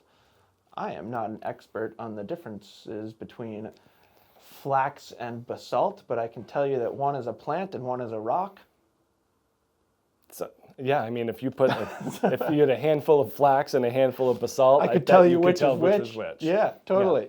Yeah. And it does. I think it adds a little bit of responsiveness. Okay. You know, I think that basalt kind of just adds just a touch of responsiveness and energy. And then they added those kind of slits in the metal just along the side of the ski. Bob, you were comparing that to the articulated Titanal banding in Armada declivity skis, which are both under the Amer Sports umbrella. So I suppose that's not terribly surprising. They like to say they're totally separate, but I have a hard time. I would hope. They should share technology. They should share these things that work well. It drives me crazy. Yeah, when like Blizzard and Nordica, they're like, oh, we don't talk to each other. It's like, you guys should probably talk to each other. Yeah, you should. You might come up with something really, really awesome here. Yeah, and we might not be representing that accurately, but I always think it's funny. Yeah. So anyway, there's still a considerable amount of metal in this ski as well. So 2 full sheets of metal, or at least a full sheet along the base, and then you get those slits on the metal along the top. And, you know, talk about a well-rounded all-mountain ski. Maverick, Serpo, Sender, Stance 96 is right there. I've always felt like the Stance skis have like a little bit more kind of free ride influence in their shape and performance, which to me makes sense because Salomon to me is a very free ride oriented brand with all the QSTs, and kind of the content that they put out is often kind of free ride focused, but just a great ski. Holds an edge really well. The outgoing Stance 96 was a bit stronger, but I kind of think it makes more sense just taking a little bit of weight out of this ski. We're down to 1,925 grams here in the 182. It just separates it from skis like Enforcer, Mantra, Bonafide a little bit more to where it's an easier choice for a lot of skiers. Yeah. If you want a mix of really good carving performance, good stability, good vibration damping, but you want soft snow performance and some ease of use and forgiveness in off-piste terrain and conditions, this is a really, really, really good ski. Similar for me to what I was saying about Origin is I'm always really impressed watching like high-level technical carving skiers get on this thing because it seems limitless in its edge grip. Like you can really give it a lot of skier input and it responds well, but then get it into the trees and moguls and stuff like that, and there's nothing catchy about it. It's not the lightest thing in the world. It's not like flickable like some of these skis up here, but it's smooth and it's pretty easy going. So I just think it's a really, really good ski, very well-rounded ski, and I like the whole Stance line. Like we talk about it a lot internally. One of the skis that Bob and I love is the Stance 84. Everyone overlooks that ski. Right.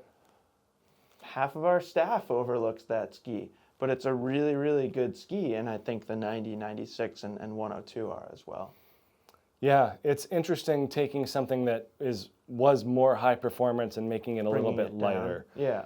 Especially because they seem to be bringing it a little bit closer to QST. You normally were seeing more divergence within a company for between lines. And if you're just looking at the weight of a ski, like I think a QST 98 weighs more. I think it does. And it doesn't have metal. So that's a good lesson to just not focus on weight in terms of performance. Yeah, they're more determining factors than just how much it weighs. Yeah. but I felt, and I've always really enjoyed the Stance 96 before, but certainly adding that more off-piste and soft snow mentality to it, I think is going to be beneficial for a lot of skiers. Yeah, and like I think, yes, you're correct in saying that it's closer to the QSTs, but they're still pretty far apart. Very far apart, like, if take a step back and Yeah. look at it from a wholesale perspective, like those are very different skis. Yeah. And to bring this more into the freeride world, like I said, I think it just makes sense for Salomon as a brand. Yeah. They don't need a mantra. Right. They need this. Yeah, and like we talked about with the Rossignol, you know, it was always kind of muted.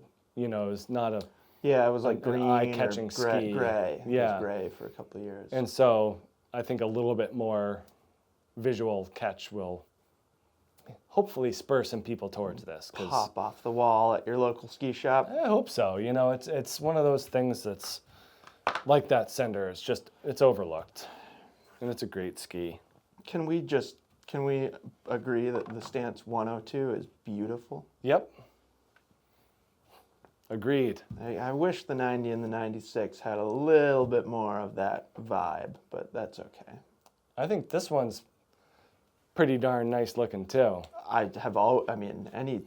Any metal top sheet Stockli is always going to be a looker. But even between like this and the new 102 and the 88, like I just feel like this one is. I like the gold on the 102. You like the gold on the 102? Yeah. Anyway, Stockli Stormrider 95. This one changes more than the 88 or the 102 for this year, mostly because of sizing and a little bit of a change of the shape.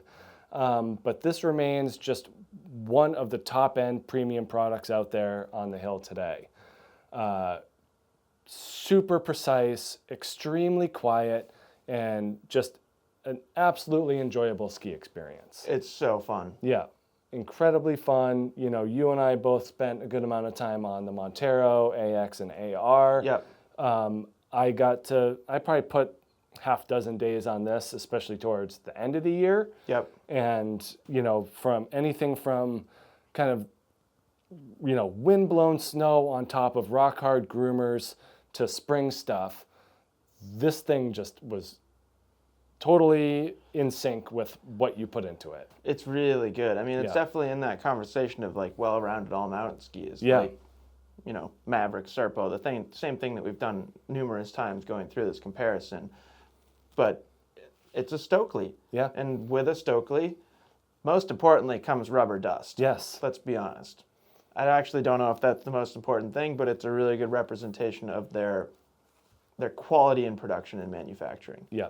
There are like more steps to putting together a Stockli ski than any other manufacturer, and they do weird things like coat all the epoxy in rubber dust. Right. And when you do weird little things like that, the skis feel really, really good, and it's reflected in the price tag. Yeah, and I always say, like, it's not like this is the stiffest or most high-performance ski out there. No, that's important to know. There's nothing that this ski does that the Bonafide can't do. Correct. It just does it. In fact, the Bonafide can do things the that Bonafides can't can do more. Yeah. It just does it quieter. Yeah. And it does it with less vibrations, and it does it less fatiguing. Yeah. Yeah. It does it better. So those are the things. If you're looking for the highest performance ski, don't automatically go to Stockli or most expensive. Yeah, if highest performance for you is like most stability. Yeah. Or most power. Yeah. Yeah. But if you're looking to do all of those high-end things, but have it be extremely smooth and quiet, this is where it's at. Yeah. Bigger difference, I guess, is in the tail. The older Stormrider had that metal insert into the tail. They did away with that, so this is more of that freeride tail that we see in that 102. Yeah. So it's basically the old Stormrider, but with a 102 tail. What they also did was kind of bring the widest point of the ski back a little bit, and that lengthened the turn radius a little bit. So it made it just a little bit more easy to steer through the end. If I had a knock against the older Stormrider 95, It was that this kind of bulbous tail was a little too close to the end, Yeah. full of metal, and just a little bit on the harsher side. Locked you right in. Yeah, so this kind of moves Stormrider 95 into slightly more of that free ridey spectrum. So, you know, less metal, less shape, and just an easier exit to the turn. They also changed sizing, so similar to Rustler, there's different, I think there's one extra size now, but the old one used to go to a 193, which I don't think anyone bought. Like that was just a huge, crazy ski. So this goes 188, 182, 176, and I think there's a 170 as well.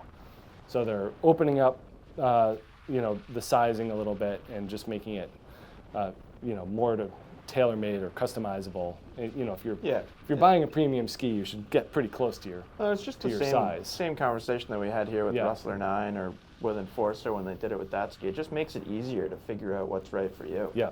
When you have to like decide between a 172 and a 180, you're like, what do I do? Can I have a 176, please? Right. Where if you have shorter jumps like that, it's just easier to move one way or the other. So good upgrades to this ski, you know, fantastic with that metal top sheet. You know, we talk about it a lot when that top part that's just sticky stuff. I was worried I was going to put that one aside. No. Keep it for myself if it was scuffed. That was just the protective shipping Adhesive. stuff, yeah.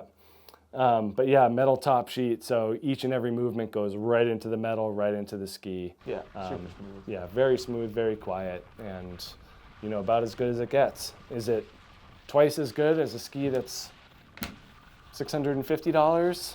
No. No. That's it. But again, like, is a Porsche 911 twice as good as a, boy, that was a bad car to choose. What's a $60,000 sports car? I don't know. I feel like all cars start at $60,000 now. A TTS Yeah. or a TTRS. How much is a TT? I don't know. Is a Lamborghini twice as good as a 911? Right. No. Or is a whatever. You know what I mean. Yeah. It all has to do with personal finances at that point. If you can afford it and if like the difference isn't that big for you, then sure, go for it. It's better. But something like this Blaze is probably less than half.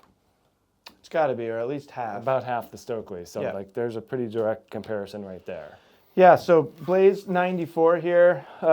This ski is great. It's been around for a while now. When it first came out, they were really kind of focusing on like mostly touring. I mean, definitely still hybrid touring, but touring was a big part of the story now, or then. And fast forward to today, and Volkl and other manufacturers have kind of come around to the fact that skis like this are really fun resort skis too. And I think like what happened was a lot of Volkl fans and Volkl skiers, including their own staff, who traditionally would be skiing on a Mantra or on the women's side a Secret or a Kenja or something like that, they were starting to ski these and they were like, whoa, that's really, really fun. And very, very different from skis like that. So this ski is intended to be very lightweight, really off-piste focused, soft snow focused. That's its mentality and that's its purpose. Under 1,600 grams. So I believe the lightest ski up here, core, was just a little over 1,600. And this is the 179 centimeter length. Not like the softest flex pattern in the world. There are softer skis out there. So there's some amount of supportiveness to this ski. It's a very lightweight wood core. They add some rubber up in the tip, which I really like because I do think that helps bring down some of those harsh vibrations. And then they have this metal laminate underfoot, which traditionally when you see a metal laminate like that underfoot, most of it's for binding retention, but this one is kind of specifically designed to add performance as well. So that's where you're getting a little bit of the support that this ski can provide. But really the highlight is its soft snow performance and how good it is off trail. And yeah, there's your winner. Yeah, it's very long. Length of rocker. It's like one of those things where it's almost hard to like find where it ends, but really the rocker starts all the way down there where my hand is, and then there's a lot of tail rocker too. So just like from a length perspective, an insane amount of tail rocker. There is some camber underfoot, but not much. And then you get that 3D radius in these skis, which we'll see in the Mantra too, but it's a little bit more enhanced in these skis, or exaggerated.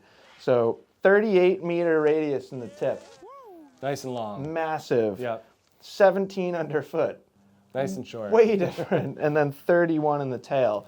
So what that does is it allows for a really impressive combination or really impressive mix of different turn shapes that you can make on it. So with this much rocker and with a really straight cut, it's very drifty. Yeah. The edge release is so easy. So whether you're kind of letting it drift for a while in a softer snow, like elongated kind of drifty, softer snow turn, or whether you're making subsequent shorter kind of skidded turns and moguls or along the side of the trail, it does both of those things just like effortlessly and so intuitively.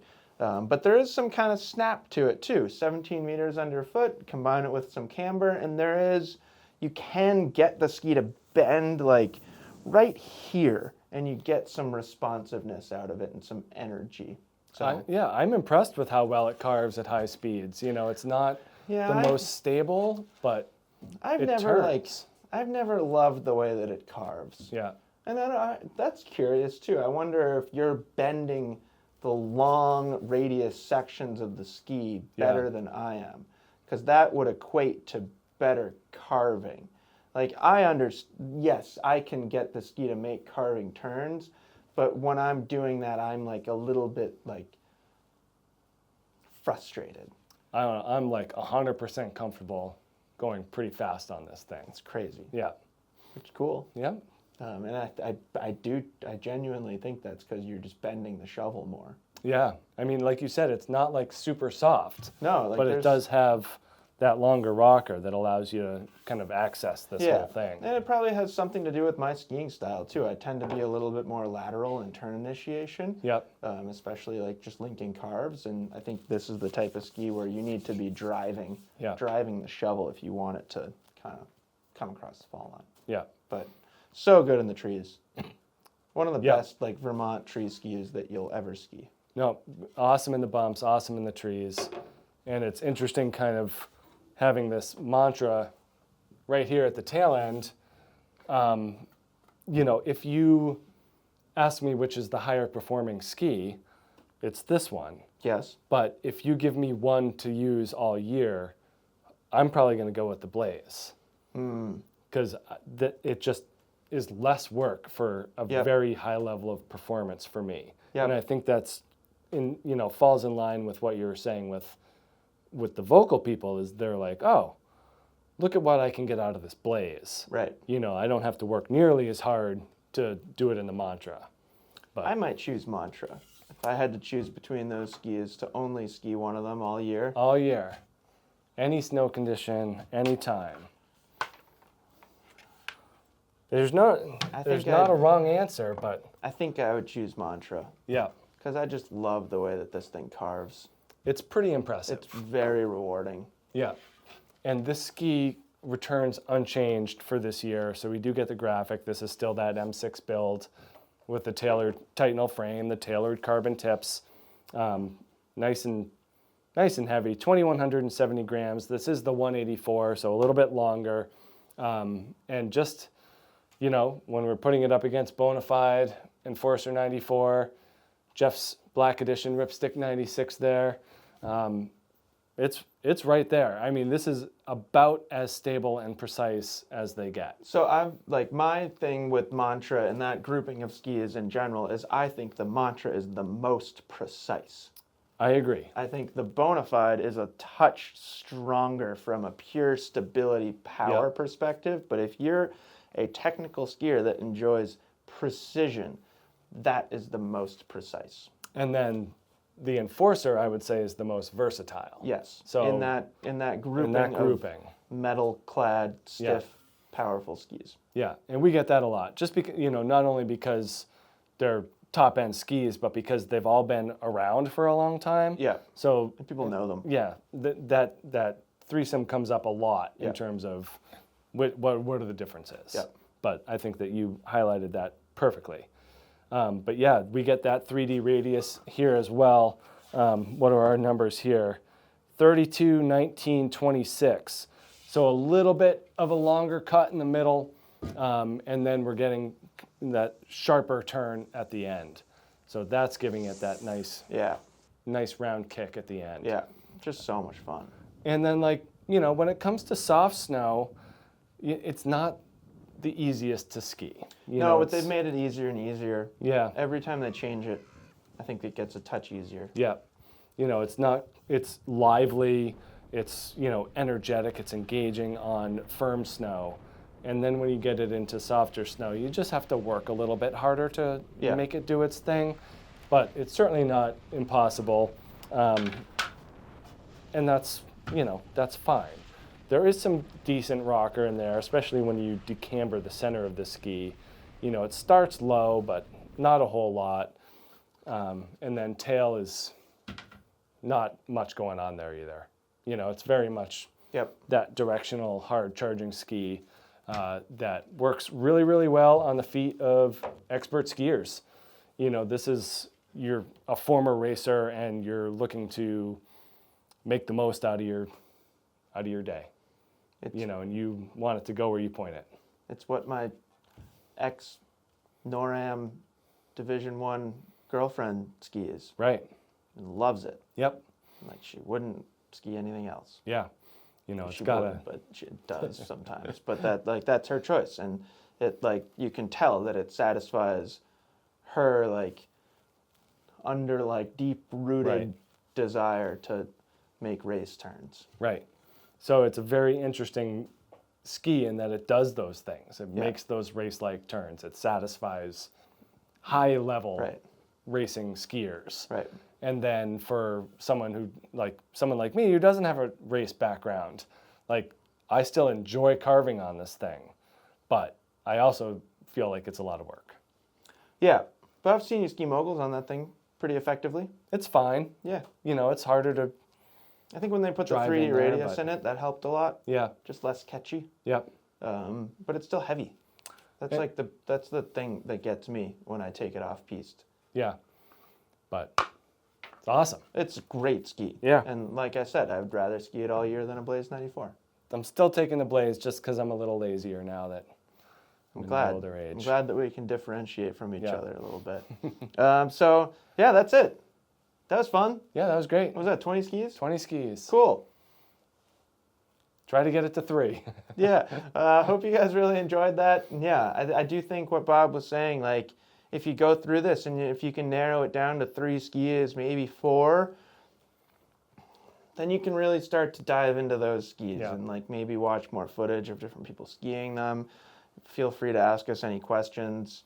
You know, I think that's when it becomes a little bit more challenging, is when you get it into a grouping of really similar skis. And, like, I don't care if at that point you're just choosing based off graphics. It's not like you're not making the biggest mistake in the world. No, and I usually say, like, price, length availability, and graphic. Yeah, those are like the last 3. That's the last 3. If you've got it to 3, those are kind of that last step. You're like, well, you know, they don't have this in a 179. Yep, right.